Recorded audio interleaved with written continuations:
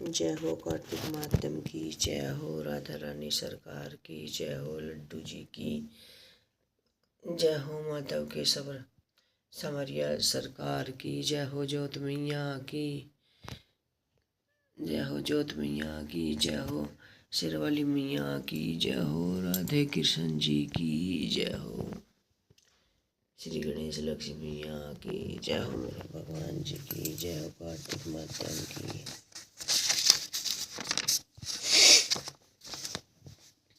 आज कार्तिक माध्यम का 27वां अध्याय।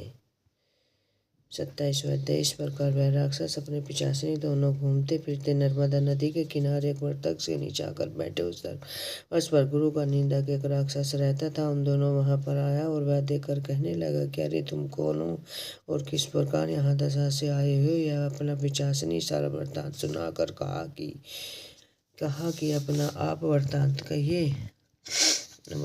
कहिए क्योंकि हम आपसे मात से मित्र हो गए आज, इसलिए मित्र से कुछ भी छुपाना नहीं चाहिए। जो मित्र से छल कपट करता है वह पाप का भागी होता है, इसलिए आप भी हमें सब वृत्तांत सुनाइए। तब ब्रह्मा जी राक्षस कहने लगे कि मित्र, मैं मगध देश का प्रवीण सोमदत्त वाला ब्राह्मण हूँ। मैंने मद में आकर अपने को भारी मान कर गुरु का अपमान किया। एक समय महादेव जी का पूजन कर रहा था, उसी समय श्री गोमती नदी वहां पर आ गई। मैंने खड़े होकर उनको प्रणाम किया, वरण पूजा में ही लगा रहा।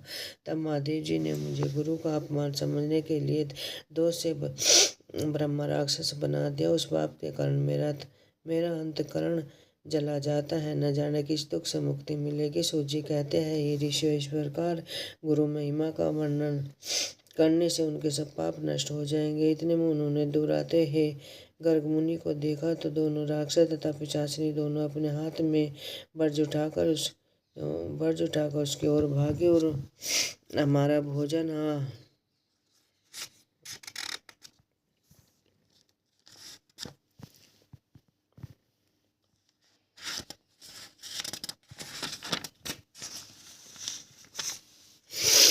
हमारा भोजन आगा, परंतु गर्ग की वजह से करे हुए वचनों को याद करके उनके निकट न जाकर दूर से ही पिशाचिनी कहने लगी कि हे महात्मन, आपको नमस्कार। हमने कितने ब्राह्मण खा डाले परंतु आप महादेव जी के नाम से सुरक्षित है। तब गर्ग मुनि ने तुलसी युक्त गंगा जल से उनका अभिषेक किया। अभिषेक होते ही राक्षस देह से मुक्त होकर देवरूप हो गए। पुत्र युक्त ब्राह्मणी और सोमदत्त विष्णु रूप शंख चक्र गदाबद्धारी होकर गर्ग जी की स्तुति करते विष्णु लोक को चले गए। तब कमलपाद का रूप को प्राप्त होकर संकोच में पड़ गया। उसने इस प्रकार सोच में पड़कर रूप सरस्वती बोली कि हे राजन, तुम सोच में क्यों पड़े हो।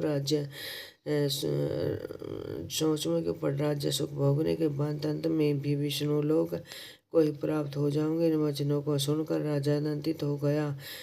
तपश्चात अनेकों भोगों को भोग कर बंद काल में मोक्ष को प्राप्त हुआ। सूत जी ऋषियों से कहते हैं कि गंगा में स्नान से मनुष्य को करोड़ों गुना फल मिलता है। जय हो मेरे भगवान जी की। इसको हम पढ़ेंगे 28वें को कल। जय हो बंसी वाले की, जय हो राधा रानी सरकार की, जय।